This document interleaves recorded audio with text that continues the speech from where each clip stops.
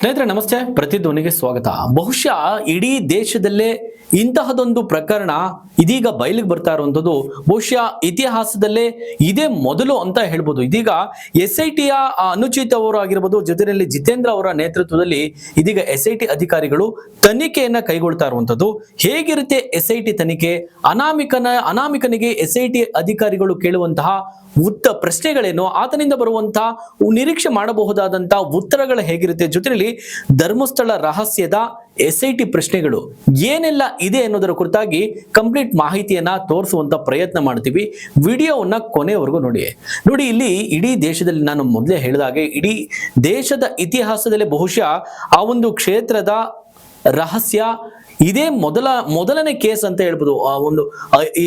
ಒಂದು ರೀತಿ SIT ಅಧಿಕಾರಿಗಳಿಗೆ ಸವಾಲಿನ ಕೇಸ್, ಇದು ಸವಾಲಿನ ಪ್ರಕರಣ ಅಂತ ಕೂಡ ಹೇಳ್ಬೋದು. ಇನ್ನು ನೋಡೋದಾದ್ರೆ SIT ಅಧಿಕಾರಿಗಳು ಅನಾಮಿಕನಿಗೆ ಏನೆಲ್ಲ ಪ್ರಶ್ನೆಗಳು ಕೇಳ್ಬೋದು, ಜೊತೆಯಲ್ಲಿ ಆತನಿಂದ ಏನೆಲ್ಲ ಉತ್ತರವನ್ನ ಪಡೆಯುವಂತಹ ಪ್ರಯತ್ನಗಳು ಆಗ್ತಾ ಇದೆ ಅನ್ನುವಂಥದ್ದನ್ನ ನೋಡೋದಾದ್ರೆ, ನಿನ್ನೆ 8 ಗಂಟೆಗಳ ಕಾಲ ನಿರಂತರವಾಗಿ ಆತನಿಗೆ ಪ್ರಶ್ನೆಗಳ ಸುರಿಮಳೆಯನ್ನ ಕೇಳಿರುವಂಥದ್ದು. ಜೊತೆಯಲ್ಲಿ ಇವತ್ತು ಅದರ ಮುಂದುವರೆದ ಭಾಗ ಅಂದ್ರೆ ಇವತ್ತು ಕೂಡ ಪ್ರಶ್ನೆಗಳನ್ನ ಕೇಳೋದಕ್ಕೆ SIT ಅಧಿಕಾರಿಗಳು ಮುಂದಾಗಿರುವಂಥದ್ದು.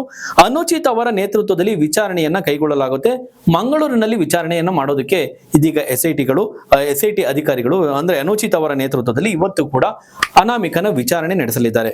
ಇನ್ನು ಬಹುಮುಖ್ಯವಾಗಿ ಇಲ್ಲಿ ಕೆಲವರಿಗೆ ಬಹುಶಃ ಗೊತ್ತಿರ್ಲಿಕ್ಕಿಲ್ಲ, ಈತ ಅನಾಮಿಕ ಈಗ ಪೊಲೀಸರ ಸುಪರ್ದಿನಲ್ಲಿದ್ದಾನ ಅಥವಾ ಏನು ಮುಖಕ್ಕೆ ಮಾಸ್ಕ್ ಹಾಕೊಂಡು ಜೊತೆಯಲ್ಲಿ ಲಾಯರ್ ಜೊತೆ ಆತ ಎಂಟ್ರಿ ಕೊಡ್ತಾನಲ್ಲ, ಈತ ಪೊಲೀಸರ ಸುಪರ್ದಿನಲ್ಲಿದ್ದಾನ ಅಥವಾ ವಕೀಲರ ಸುಪರ್ದಿಯಲ್ಲಿ ಇದ್ದಾನ ಅನ್ನೋದು ಬಹುತೇಕರಿಗೆ ಗೊತ್ತಿರ್ಲಿಕ್ಕಿಲ್ಲ. ಈತ ಈಗ ಇರುವಂತದ್ದು ವಕೀಲರ ಸುಪರ್ದಿನಲ್ಲಿ. ಈತನಿಗೆ ಬಹು ಮುಖ್ಯವಾಗಿ ಈಗ ಸೆಕ್ಯೂರಿಟಿ ಕೂಡ ಬೇಕು ಅನ್ನುವಂತಹ ಮಾತುಗಳು ಕೂಡ, ವಾದಗಳು ಕೂಡ ಕೇಳಿ ಬರ್ತಾ ಇದೆ. ಹಾಗೊಮ್ಮೆ ಪೊಲೀಸರ ಸುಪರ್ದಲ್ಲಿ ಇದ್ದಿದ್ರೆ ಆತ ಒಂದಷ್ಟು ಸೇಫ್ ಆಗಿ ಇರ್ತಾ ಇದ್ದ ಎನ್ನುವಂತಹ ಮಾತುಗಳು ಕೂಡ ಕೇಳಿ ಬರ್ತಾ ಇದೆ. ಇದೀಗ ಆತನಿಗೆ ಒಂದಷ್ಟು ಸೆಕ್ಯೂರಿಟಿ ಕೊಡ್ತಾರ, ಕಾದು ನೋಡ್ಬೇಕು. ಇನ್ನು ಧರ್ಮಸ್ಥಳದ ರಹಸ್ಯ ಕುರಿತಾಗಿ SIT ಅಧಿಕಾರಿಗಳು ಈತನಿಗೆ ಅನಾಮಿಕನಿಗೆ ಕೇಳಿದಂತ ಪ್ರಶ್ನೆಗಳು ಏನೆಲ್ಲ ಕೇಳಿದ್ರು ಎನ್ನುವುದರ ಕುರಿತಾಗಿ ಒಂದೊಂದೇ ನಿಮಗೆ ತಿಳಿಸ್ಕೊಡುವಂತ ಪ್ರಯತ್ನ ಮಾಡ್ತೀವಿ. ನೋಡಿ, SIT ಅಧಿಕಾರಿಗಳು ಏನ್ ಪ್ರಶ್ನೆ ಕೇಳಿದ್ದಾರೆ ಆತನಿಗೆ ಅನ್ನೋದನ್ನ ನೋಡೋದಾದ್ರೆ, ಮೊದಲಿಗೆ ಅಸ್ಥಿಪಂಜರ, ತಲೆಬುರುಡೆ, ಹಲ್ಲು ಆಧರಿಸಿ ವಯಸ್ಸನ್ನ ಪತ್ತೆ ಮಾಡೋದಕ್ಕೆ SIT ಅಧಿಕಾರಿಗಳು ಮುಂದಾಗ್ತಾರೆ. ಇನ್ನು FSL ಏನು ಮಹಜರ್ ಮಾಡುವಂತಹ ಒಂದು ಸಂದರ್ಭದಲ್ಲಿ FSL ಸಿಬ್ಬಂದಿಗಳು, ನುರಿತ ಸಿಬ್ಬಂದಿಗಳಿರ್ತಾರೆ, ವೈದ್ಯರ ತಂಡ ಕೂಡ ಅಲ್ಲೇ ಮುಖಾಮ್ ಹೂಡಿರುತ್ತೆ. ಜೊತೆಯಲ್ಲಿ ಧರ್ಮಸ್ಥಳ ಸುತ್ತಮುತ್ತ ಶವ ಊತಿಟ್ಟಿದ್ದೇನೆ ಅಂತೇಳಿ ಪತ್ರ ಬರೆದಿದ್ದು ನೀವೇನಾ ಅಂತೇಳಿ ಕೂಡ SIT ಅಧಿಕಾರಿಗಳು ಪ್ರಶ್ನೆಗಳನ್ನ ಕೇಳ್ಬೋದು. ಜೊತೆಯಲ್ಲಿ ಆತ ಅನಾಮಿಕನಿಗೆ ನಿಮ್ಮ ವಯಸ್ಸೆಷ್ಟು, ಕುಟುಂಬದಲ್ಲಿ ಎಷ್ಟು ಜನ ಇರುವಂತದ್ದು, ಎಷ್ಟೆಲ್ಲ ಜನಗಳು ಇದ್ದೀರಿ ನೀವು ಕುಟುಂಬದಲ್ಲಿ ಎನ್ನುವಂತ ಅಂದ್ರೆ ಅವ್ರ ಕುಟುಂಬದ ಮಾಹಿತಿಯನ್ನು ಕೂಡ ಇಲ್ಲಿ SIT ಅಧಿಕಾರಿಗಳು ಸಂಗ್ರಹ ಮಾಡ್ತಾರೆ. ನೀವು ಎಲ್ಲೆಲ್ಲಿ ಕೆಲಸ ಮಾಡಿದ್ರಿ, ಕೆಲಸಕ್ಕೆ ಸೇರಿಸಿದ್ದು ಯಾರು ಮತ್ತು ಯಾವಾಗ ಅನ್ನೋದನ್ನು ಕೂಡ ಇಲ್ಲಿ ಪ್ರಶ್ನೆ ಮಾಡ್ತಾರೆ. ಅಂದ್ರೆ ಆತ ಹೇಳ್ಕೊಂಡ್ ಬಂದಿದ್ದ, ನಾನು ಮಾಜಿ ನೌಕರ ಧರ್ಮಸ್ಥಳದಲ್ಲಿ ಅಂತ ಹೇಳಿ. ಹಾಗಾಗಿ ನೀವು ಎಲ್ಲೆಲ್ಲ ಕೆಲಸ ಮಾಡಿದ್ರಿ, ಜೊತೆಯಲ್ಲಿ ಕೆಲಸಕ್ಕೆ ಸೇರಿಸಿದ್ದು ಯಾರು, ಯಾವಾಗ, ಈ ಒಂದು ಮಾಹಿತಿಯನ್ನು ಕೂಡ SIT ಅಧಿಕಾರಿಗಳು ಸಂಗ್ರಹವನ್ನ ಮಾಡ್ತಾರೆ. ಜೊತೆಯಲ್ಲಿ ಇಲ್ಲಿಯವರೆಗೂ ನೀವು ಎಷ್ಟು ಶವಗಳನ್ನ ಸಂಸ್ಕಾರ ಮಾಡಿದ್ದೀರಿ, ಇದು ಕೂಡ ಬಹಳ ಮುಖ್ಯವಾಗಿ ಈ ಒಂದು ತನಿಖೆಗೆ ಬೇಕಾಗಿರುವಂತಹ ಅಂಶ. ಇಲ್ಲಿವರೆಗೂ ಅಂದ್ರೆ ನೂರಾರು ಅಂತೇಳಿ ಏನು ಒಂದು ಅಂದಾಜು ಹೇಳ್ತಾರಲ್ಲ, ಹಾಗಾಗಿ ಅಧಿಕಾರಿಗಳಿಗೆ ಈ ಒಂದು ತನಿಖೆಗೆ ಇದು ಕೂಡ ಬಹಳ ಮುಖ್ಯವಾಗಿರುವಂತಹ ಅಂಶ. ಇಲ್ಲಿವರೆಗೂ ನೀವು ಎಷ್ಟು ಶವಗಳನ್ನ ಸಂಸ್ಕಾರ ಮಾಡಿದ್ದೀರಿ ಅನ್ನುವಂಥದ್ದು. ಈ ಪ್ರಶ್ನೆ ಕೂಡ ಮುಂದೆ ಇಡ್ತಾರೆ.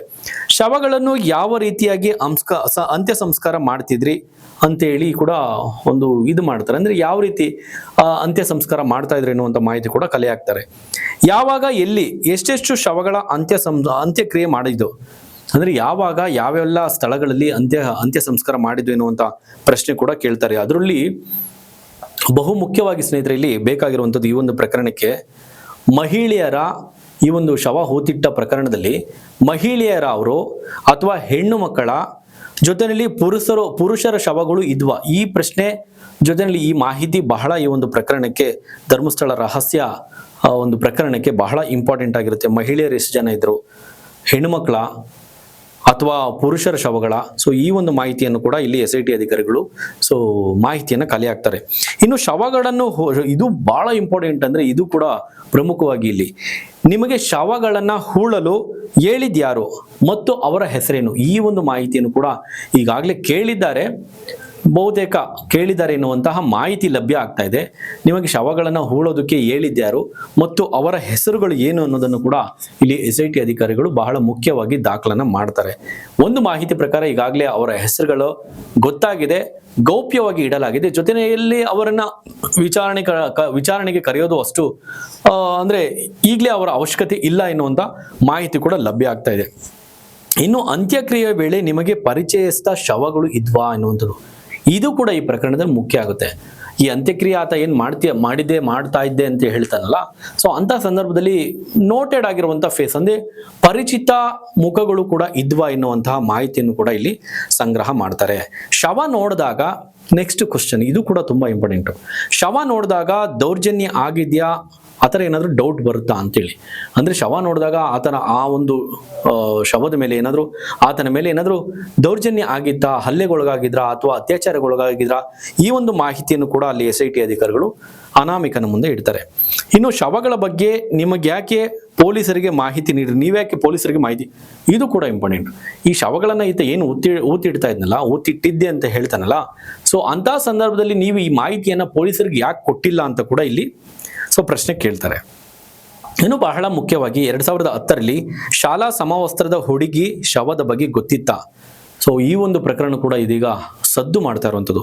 2010ರಲ್ಲಿ ಶಾಲಾ ಸಮವಸ್ತ್ರದ ಹುಡುಗಿಯ ಶವದ ಬಗ್ಗೆ ನಿಮ್ಗೆ ಏನಾದರೂ ಮಾಹಿತಿ ಇತ್ತಾ ಅಂತೇಳಿ. ಜೊತೆಯಲ್ಲಿ 2010ರಲ್ಲಿ ಮೃತಪಟ್ಟ ವಿದ್ಯಾರ್ಥಿನಿಯ ಶಾಲಾ ಬ್ಯಾಗ್ ಏನಾದರೂ ನೀವು ನೋಡಿದ್ರಾ ಅಂತೇಳಿ ಕೂಡ ಸೊ ಇಲ್ಲಿ SIT ಅಧಿಕಾರಿಗಳು ಆತನನ್ನ ಪ್ರಶ್ನೆ ಮಾಡ್ತಾರೆ.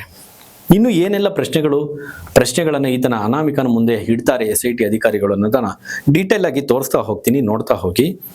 ಯಾರ್ದಾದ್ರೂ ಒತ್ತಡದಲ್ಲಿ ನೀವು ಇದ್ದೀರಾ, ಜೊತೆಯಲ್ಲಿ ನಿಮ್ಗೆ ಏನಾದರೂ ಜೀವ ಬೆದರಿಕೆ ಹಾಕಿದ್ದಾರಾ ಅಂತ ಹೇಗೆ, ಈ ವಿಚಾರವಾಗೂ ಕೂಡ ಸೊ ಪೊಲೀಸರು ಮಾಹಿತಿ ಕೇಳ್ತಾರೆ SIT ಅಧಿಕಾರಿಗಳು. ನಿಮಗೆ ಯಾರಿಂದನಾದ್ರೂ ಒತ್ತಡ ಇದೆಯಾ, ಈ ಪ್ರಕರಣದಲ್ಲಿ ಬಾಯಿ ಬಿಡಬೇಡ, ಜೊತೆಯಲ್ಲಿ ಬರಬೇಡ ಇಲ್ಲಿಗೆ ಅಂತೇಳಿ ಒತ್ತಡ ಆಗ್ತಾ ಇದ್ದಾರಾ, ಅಥವಾ ನಿನಗೇನಾದ್ರೂ ಪ್ರಾಣ ಬೆದರಿಕೆ ಇದೆಯಾ ಎನ್ನುವಂತ ಮಾಹಿತಿಯನ್ನು ಕೂಡ ಸೊ ಇಲ್ಲಿ SIT ಅಧಿಕಾರಿಗಳು ಕೇಳ್ತಾರೆ. ಅಂದ್ರೆ ಹೀಗೆ SIT ಅಧಿಕಾರಿಗಳು ಅನಾಮಿಕನ ಹೇಳಿಕೆಗಳನ್ನ ಆಧರಿಸಿ ತನಿಖೆಯನ್ನ ನಡೆಸ್ತಾರೆ. ಆತನ ಹೇಳಿಕೆಗಳನ್ನೆಲ್ಲವೂ ಕೂಡ ಅಧಿಕಾರಿಗಳ ವರ್ಗದವರ ಮುಂದೆ ಆತನಿಂದ ಮಾಹಿತಿಯನ್ನ ಸಂಗ್ರಹ ಮಾಡಿಕೊಂಡು ಈ ಅಧಿಕಾರಿಗಳನ್ನ ಅಂದ್ರೆ ಈ ಒಂದು ಹೇಳಿಕೆಗಳನ್ನ, ಈ ವ್ಯಕ್ತಿಯ ಹೇಳಿಕೆಗಳನ್ನ ಆಧರಿಸಿ ಮಹಜರ್ ಮಾಡ್ತಾರೆ. ನೆಕ್ಸ್ಟ್ ಏನೆಲ್ಲ ಇದೆ ಅನ್ನೋದನ್ನ ನೋಡೋದಾದ್ರೆ, ಅನಾಮಿಕ ಕೊಟ್ಟ ಬುರುಡೆ ಇದ್ದ ಜಾಗವನ್ನ ಶೋಧ ನಡೆಸ್ತಾರೆ. ಅನಾಮಿಕ ಕೊಟ್ಟಂತ ಆ ಒಂದು ಏನು ತಲೆ ಬುರುಡೆ ಇತ್ತಲ್ಲ, ಆ ಬುರುಡೆ ಜಾಗದಲ್ಲಿ ಶೋಧವನ್ನ ನಡೆಸ್ತಾರೆ. ಅಷ್ಟೇ ಅಲ್ಲದೆ ಬುರುಡೆಯಲ್ಲಿರುವ ಮಣ್ಣು, ಸ್ಥಳದ ಮಣ್ಣು ಎರಡನ್ನು ಕೂಡ ಕಂಪೇರ್ ಮಾಡ್ತಾರೆ. ಆತ ಕೊಟ್ಟಿರುವಂತ ಬುರುಡೆಯ ಜಾಗವನ್ನು ಶೋಧನೆ ಮಾಡ್ತಾರೆ, ಜೊತೆಯಲ್ಲಿ ಆ ಬುರುಡೆಯಲ್ಲಿರುವಂತಹ ಮಣ್ಣು, ಆ ಸ್ಥಳದ ಮಣ್ಣು ಎರಡನ್ನು ಕೂಡ ಕಂಪೇರ್ ಮಾಡ್ತಾರೆ, ಒಂದೇನ ಅಂತ ಟೆಸ್ಟ್ ಮಾಡ್ತಾರೆ. ಸೊ ವೈಜ್ಞಾನಿಕವಾಗಿ ಸಾಕಷ್ಟು ಮುಂದುವರೆದಿರೋದ್ರಿಂದ ಇದೆಲ್ಲವೂ ಕೂಡ ಎಲ್ಲೂ ಒಂದು ಇಂಚು ಕೂಡ ಆಚೀಚೆ ಹೋಗೋದಕ್ಕೆ, ತನಿಖೆ ಮಿಸ್ ಹೊಡೋದಕ್ಕೆ ಸಾಧ್ಯನೇ ಇಲ್ಲ. ಇದೆಲ್ಲ ಒಂದು ರೀತಿ ತಾತ್ವಿಕ ಅಂತ್ಯ ಕಾಣೋದಕ್ಕೆ SIT ಅಧಿಕಾರಿಗಳು ಇಲ್ಲಿ ಈ ಒಂದು ಕ್ಷೇತ್ರಕ್ಕೆ ಬಂದಿದ್ದಾರೆ ಅಂತ ಹೇಳ್ಬೋದು. ಇದೀಗ ಈ ತನಿಖೆನಲ್ಲಿ ಕಂಪ್ಲೀಟ್ ಆಗಿ ಯಾವ ಸುಳ್ಳು ಯಾವ ಸತ್ಯ ಅನ್ನೋದು ಹೊರಗೆ ಬರುವಂತ ಸಮಯ ಇದು ಅಂತ ಹೇಳ್ಬೋದು. ಇನ್ನು ಬುರುಡೆ ರಹಸ್ಯದ ಬಗ್ಗೆ ಬೇರೆ ಬೇರೆ ಶವಗಳಿಗೂ ಹುಡುಕಾಟ ಮಾಡ್ತಾ ಇರುವಂತದ್ದು. ಬುರುಡೆ ರಹಸ್ಯದ ಜೊತೆನಲ್ಲೇ ಬೇರೆ ಬೇರೆ ಶವಗಳಿಗೂ ಕೂಡ ಇದೀಗ SIT ಅಧಿಕಾರಿಗಳು ಹುಡುಕಾಟವನ್ನ ನಡೆಸ್ತಾ ಇದ್ದಾರೆ. ಅಸ್ಥಿ ಪಂಜರಗಳು ಸಿಕ್ಕಿದ ಸ್ಥಳದಲ್ಲಿ FSL ನಿಂದ ಸಾಕ್ಷ್ಯವನ್ನ ಸಂಗ್ರಹ ಮಾಡ್ತಾರೆ. ಅಸ್ಥಿ ಪಂಜರಗಳು ಏನೆಲ್ಲ ಸಿಕ್ಕಿದೆಯಲ್ಲ ಆ ಒಂದು ಸ್ಥಳದಲ್ಲಿ FSL ನಿಂದ ಸಾಕ್ಷ್ಯ ಸಂಗ್ರಹವನ್ನು ಕೂಡ ಮಾಡುವಂತ ಪ್ರಯತ್ನ ಮಾಡ್ತಾರೆ. ಇನ್ನು FSL ಸ್ಯಾಂಪಲ್ ಹೋದ ಬಳಿಕ DNA ಪ್ರೊಫೈಲಿಂಗ್ ಕೂಡ ಅಲ್ಲಿ ಮಾಡುವಂಥದ್ದು. ಇದು ಬಹಳ ಈ ಒಂದು ಪ್ರಕರಣಕ್ಕೆ ಬಹಳ ಇಂಪಾರ್ಟೆಂಟ್ ಆಗಿರುವಂಥದ್ದು. DNA ಪರೀಕ್ಷೆಯನ್ನು ಕೂಡ ಮಾಡುವಂಥದ್ದು.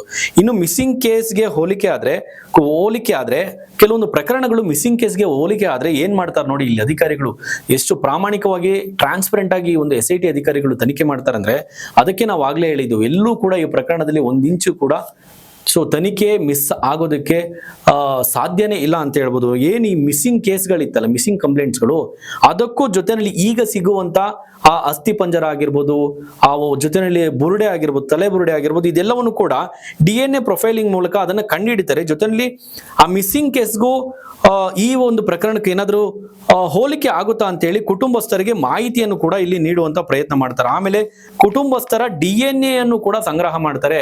ಅಲ್ಲಿಗೆ ಕ್ಲಿಯರ್ ಆಗಿ ಸಿಕ್ಬಿದ್ದು ಬಿಡುತ್ತೆ. ಆ ಒಂದು DNA ಅಲ್ಲಿಂದನೂ ಅಸ್ಥಿಪಂಜರದ ಆ ಒಂದು ಅಲ್ಲೂ ಕೂಡ DNA ತೆಗೆದುಕೊಳ್ತಾರೆ. ಮಿಸ್ಸಿಂಗ್ ಕಂಪ್ಲೇಂಟ್ ಮ್ಯಾಚ್ ಆಗಿರುವಂತ ಕುಟುಂಬಸ್ಥರನ್ನು ಕರೆಸಿ ಅಲ್ಲೂ ಕೂಡ DNA ಸಂಗ್ರಹ ಮಾಡ್ತಾರೆ. ಸೊ ಅಲ್ಲಿಗೆ ಕ್ಲಿಯರ್ ಆಗುತ್ತೆ ಇದು ಸತ್ಯನ ಸುಳ್ಳ ಎನ್ನುವಂಥದ್ದು ಕ್ಲಿಯರ್ ಆಗುತ್ತೆ. ಇನ್ನು ಶಂಕಿತರ ಹೆಸರನ್ನು ದಾಖಲಿಸಿಕೊಂಡಿದ್ದಾರೆ. ಶಂಕಿತರನ್ನು ಕರೆದು ವಿಚಾರಣೆ ಮಾಡುವುದು ತೀರಾ ಕಡಿಮೆ ಅಂತ ಹೇಳ್ಬೋದು. ಇನ್ನು ಈಗಾಗಲೇ ಆತ ಶಂಕಿತರ ಏನು ಅನಾಮಿಕ ಕೊಟ್ಟಿರುವಂತ ಮಾಹಿತಿಯಲ್ಲಿ ಶಂಕಿತರ ಹೆಸರನ್ನು ಕೂಡ ದಾಖಲು ಆಲ್ರೆಡಿ ಮಾಡ್ಕೊಂಡಿದ್ದಾರೆ.